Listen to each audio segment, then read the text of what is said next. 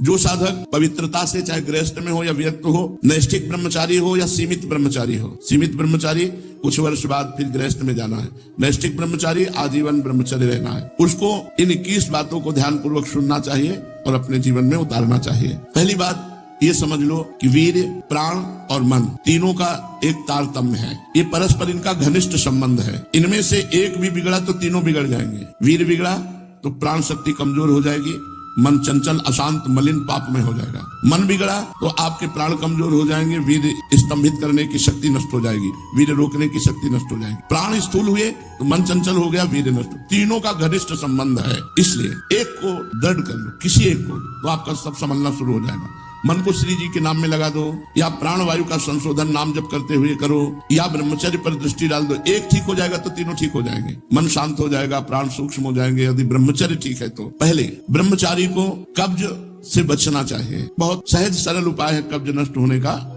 इसका हमने वर्षों प्रयोग किया है। वो छोटी हर पीस लीजिए, मिक्सी में पीस लीजिए या सिलबट्टा से पीस लीजिए, सहज पीस जाती है। उसको एक डिब्बे में रख लीजिए और ईसबगोल की भूसी, एक कटोरी में 2 चम्मच ईसबगोल की भूसी डालिए और 1 चम्मच या 1.5 चम्मच छोटी हर डालिए। दोनों को मिला दीजिए और पाउडर ऐसे थोड़ा मुंह में डालिए और दूध से ऐसे ऐसे करके फिर लीजिए, फिर डाल लीजिए। 2 बार में, 3 बार में, 1 बार में, जितने में आप आ जाए। और 250 ग्राम दूध, ज्यादा दूध नहीं, 250-300 ग्राम दूध ले लीजिए और इसको 1 हफ्ता लेते रहिए। अपने आप आंतों को सही करके कब्जियत नहीं होने पाएगी। मल अवरुद्ध होना ही ब्रह्मचर्य के स्तंभित करने में बहुत परेशानी हो जाएगी, क्योंकि वो गर्म और बहुत विकार युक्त होता है। जो कब्ज है कई रोग पैदा कर देती है। इसलिए ब्रह्मचारी को चाहिए कि प्रातः काल उठकर कम से कम 500 ग्राम पानी हल्का सा गर्म करके वज्रासन में बैठ करके धीरे धीरे 5-10 मिनट में पीना चाहिए। फिर 200-400 कदम टहल करके फिर शौच जाना चाहिए। आप देखना, आप कब्जियत की शिकायत खत्म हो जाएगी अगर आप ऐसे करेंगे। दूसरा, मैदा और पकवान और चाय, ये कब्ज बनाने वाली चीजें ब्रह्मचारी को नहीं लेनी चाहिए। जब तक 50 की आयु ना हो जाए तो चाय पीना ही नहीं चाहिए। चाय की जरूरत ही नहीं है। 50 के बाद ठीक है, 50 वर्ष की आयु हो गई, अब उसके बाद थोड़ा शरीर गर्म करने के लिए लेने लगी, कोई बात नहीं। लेकिन जवान साधक को चाय आदि की जरूरत नहीं है बेमतलब में। कुछ साधक काफी, और ये सब चीजें उनकी हैं जो बहुत ऑफिस में काम कर रहे हैं, जग रहे हैं, थोड़ी चाय ले ली, फिर गर्म हो गए, फिर सेवा में लग गए। साधक को नहीं लेना चाहिए। ब्रह्मचारी को चाय, कॉफी, ये चीजें कोई भी पेशेंट नहीं लेना चाहिए। तीसरा, अत्यंत आवश्यक हो तो किसी को छुओ नहीं, छुओ मत। रोगी को छूने के लिए कोई परहेज नहीं है। मान लो कोई रोगी है, आप सेवा में लगे हो, तो उस समय कोई परहेज नहीं, पूरे बिल्कुल प्यार से उसकी सेवा करो।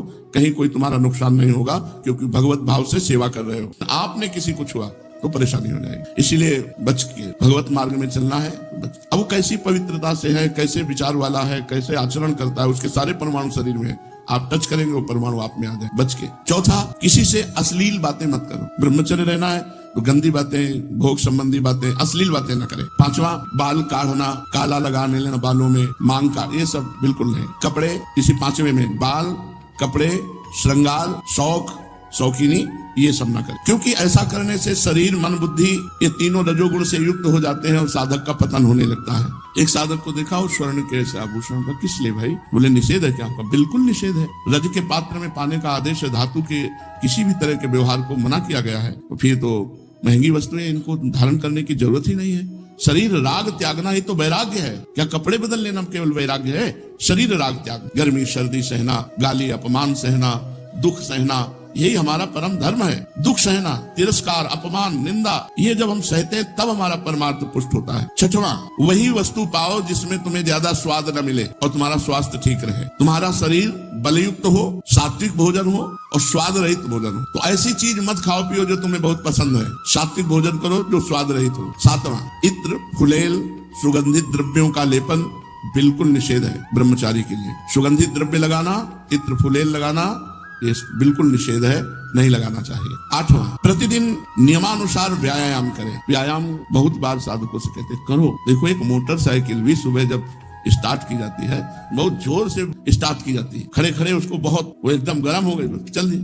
तो ऐसे बहुत जोर से आधा घंटा स्टार्ट हो, दंड बैठक मारी, पसीना पसीना हो गए, सर के बल खड़े हुए, और भी आसन, प्राणायाम, व्यायाम, अगर ये करोगे व्यायाम तो ब्रह्मचर्य बहुत पुष्ट है। जवान से को जवान 100-500 दंड मारी, 100-500 बैठक मारी, तब समझ में आता है हाँ ब्रह्मचारी, समझ में आवे कि ब्रह्मचारी व्यायाम करो, प्राणायाम करो, करो, मानो हमारी बात। हर साधक को, चाहे गृहस्थ साधक को, चाहे व्यक्ति, व्यायाम तो करना ही चाहिए। बहुत बड़ी औषधि व्यायाम है। प्रतिदिन नियमानुसार व्यायाम करो और भोजन उतना पाओ जितना आराम से पच जाए। 9, अच्छी तरह चबा चबा करके भोजन करो। कोई कोई तो ऐसे भोजन करते हैं, कवल गया वो अंदर गया। भगवान अंदर कोई मशीन कटिया काटने की थोड़ी लगी।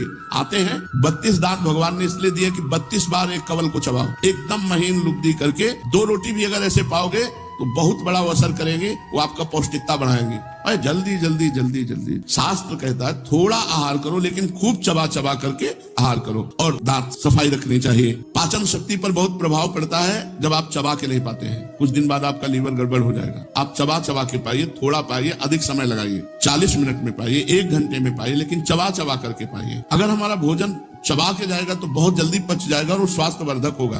थोड़ा अन्न भी बहुत शक्ति प्रदान करेगा। 10वां, 3 बार स्नान करना चाहिए ब्रह्मचारी साधक को। 3 बार ना हो सके तो 2 बार तो करना ही चाहिए। मुझे लगता है 2 बार तो प्राय सब लोग करते हैं, क्योंकि प्रातः स्नान और शाम के जब वाणी पाठ में आते हैं तो सब स्नान तिलक करके आते हैं। 11वां, अपने विचारों को रात्रि के सोते समय जांच कीजिए कि कितने मिनट गंदे विचार आए, किसके संग से आए, क्यों आए, कैसे हटाना चाहिए। 12वां, जहां रह रहे हो ऐसे स्थान पे होना चाहिए जिससे आपको शुद्ध वायु मिलती रहे। एकदम लॉक आसपास से बंद ऐसा नहीं, ऐसा होना चाहिए जिससे वायु क्रॉस होती हो।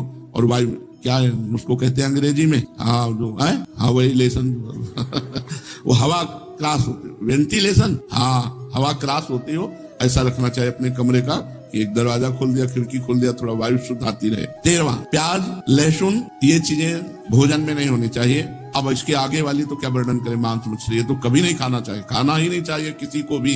प्याज लहसुन घोर तमोगुण पैदा करता है, इसे नहीं खाना चाहिए, ये संतों ने वर्जित किया है। इसमें कोई पाप नहीं है खाने में, पर ये तमोगुण है और भजन में बहुत विरोधी है, इसलिए इसे नहीं पाया जाता। जैसे कुछ संत सलगम नहीं पाते, गाजर नहीं पाते, बैंगन नहीं पाते, क्योंकि इनमें तमोगुण उत्पन्न होकर के भजन विरोधी वृत्ति आने की संभावना है। प्याज लहसुन तो खुला सब संतों ने निषेध किया है, जो हमारे भागवतिक मार्ग में चलने वाले हैं। रात को रसेदार शाक या दही या छाछ नहीं खाना चाहिए रात के समय। ब्रह्मचर्य पालन करने वाले को इमली नहीं खानी चाहिए, किसी भी तरह की खटाई नहीं खानी चाहिए, अधिक तेल का प्रयोग नहीं होना चाहिए, लाल मिर्च नहीं होनी चाहिए, कोई भी गरम मसाला नहीं होना चाहिए। अरे बहुत बड़ा व्रत है ब्रह्मचर्य। ये अत्यंत आवश्यक है कि रात्रि में यदि आप दूध लें तो ना ठंडा होना चाहिए ना गर्म होना चाहिए, बस ऐसे कोश आया होगा हल्का सा गर्म, और उसे पी के 30 मिनट टहलना चाहिए, तब शयन करना चाहिए। दूध पी के 30 मिनट टहलना चाहिए। 14वां, दोपहर के समय भोजन के बाद चाहे 15 मिनट ही विश्राम करना चाहिए। वैसे वर्णन है 16 दाई करवट, 32 श्वास सीधे और 64 बाई करवट, इतने में 15 मिनट हो जाएगा, या कम में भी हो सकता है। कम से कम भोजन के बाद 15 मिनट तो विश्राम करना ही चाहिए मध्याह्न में। यदि रात्रि में आप जगते हैं तो मध्याह्न में सो सकते हैं। सायंकाल के भोजन में बहुत सात्विकता होनी चाहिए, कोई भी गरिष्ठ पदार्थ नहीं होना चाहिए। सायंकाल तो बस मूंग की दाल और रोटी, 2 रोटी ले ली, मूंग की दाल ले ली, बस। अब शयन के समय 250 ग्राम आधा लीटर दूध हो गया, बहुत हो गया। अब देखो इतना सब खान पान है और ना तो शरीर में मांस है और ना चेहरे पे तेज है, तो खान पान का मतलब क्या, बहुत ज्यादा बोझा डाला जा रहा है। थोड़ा खाओ भी तेज जागृत होगा। 15वां, दिन में नहीं सोना चाहिए। अब ये अभ्यास किया है तो रात्रि में जगने पर भी दिन में नींद नहीं आती ही नहीं। जैसे लेटे भी ला तो एक ऐसी सरसराहट सी शरीर में होती कि उठ के बैठ गए, कभी टहल रहे, पूरी दोपहर ऐसे करती है। रात्रि में 8, 9, 11, 12 जगने के टाइम, ये 11 और 12 के बीच, 8, 9 के बीच में शयन करना। मध्याह्न में 1 मिनट भी नहीं देना। अभ्यास योग युक्तेन चेतसा नान्य कामना, अभ्यास किया जाए तो हम हर विषय पर विजय प्राप्त कर सकते हैं। तो रात्रि में जो बहुत जगते हैं, मान लो सेवाएं हैं, पूरा का पूरा श्री जी का श्रृंगार करते हैं बच्चे, जो साधक संतजन, उनके लिए है कि आप 3 घंटे सो सकते हैं। रात्रि में बिल्कुल शयन नहीं हुआ तो दिन में आप आराम कर सकते हैं, सो सकते हैं। और जिनको रात्रि में 4 घंटे सोने को मिला, 5 घंटे, वो 15 मिनट विश्राम करके बस बैठ जाओ, इतना भोजन पाओ, 15 मिनट विश्राम किया, 16 श्वासें दाहिनी करवट, 32 श्वासें शवासन में सीधे और 64 श्वासें बाएं करवट में, इतने में आपका शास्त्रीय सिद्धांत से विश्राम मध्याह्न का हो जाएगा। 16वां, भोजन के पहले लघु शंका कीजिए, अच्छे से हाथ धोइए, पैर धोइए, हाथ धोइए, कुल्ला कीजिए, तब भोजन पाने जाइए। भोजन के तुरंत बाद लघु शंका कीजिए, इससे आपके शरीर में कभी गर्मी नहीं चढ़ेगी, पित्त नहीं बढ़ेगा, कब्ज नहीं बनेगी। और शयन करने के पहले लघु शंका करके फिर आप जाइए, जनेंद्रिय को शीतल जल से प्रक्षालित कीजिए। 17वां, 64 श्वासें बाएं करवट के बाद, अगर आपको रात्रि में सोना है तो फिर दाईं करवट में तुरंत हो जाइए।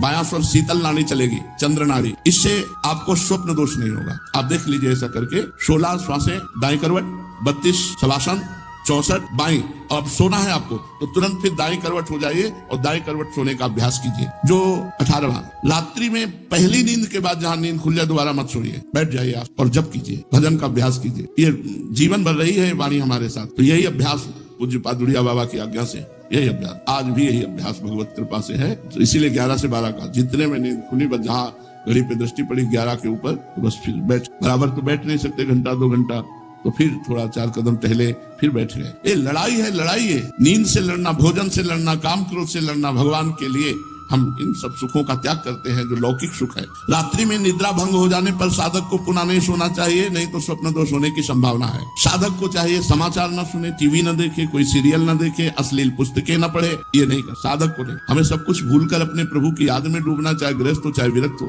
20 किसी भी तरह का मनोरंजन न करें। कई प्रकार के सांसारिक खेल हैं, मनोरंजन न करें। मनोरंजन करने से सांसारिकता बढ़ती है, भजन की गंभीरता नष्ट हो जाती है। यदि आपको समय ऐसा है कि हमारे पास समय है 1 घंटा हम समय, तो आप कोई फुलवाड़ी लगा लीजिए, अगर जगह है उसको सींचिए, आप श्री जी के लिए जो वाटिका है उसकी सेवा कीजिए, सोनी लगा दीजिए, पोछा लगा दीजिए, दीवालों को साफ, मतलब किसी क्रिया में लग जाइए, मनोरंजन मत कीजिए। 21वां, किसी की निंदा मत कीजिए, किसी की समीक्षा मत कीजिए, ब्रह्मचारी है कि नहीं, और किसी भी सांसारिक उत्सव में सम्मिलित नहीं होना चाहिए। श्राद्ध है, पितृ तर्पण है, ब्याह है, पार्टी है, किसी भी तरह के इसमें नहीं सम्मिलित नहीं होना चाहिए।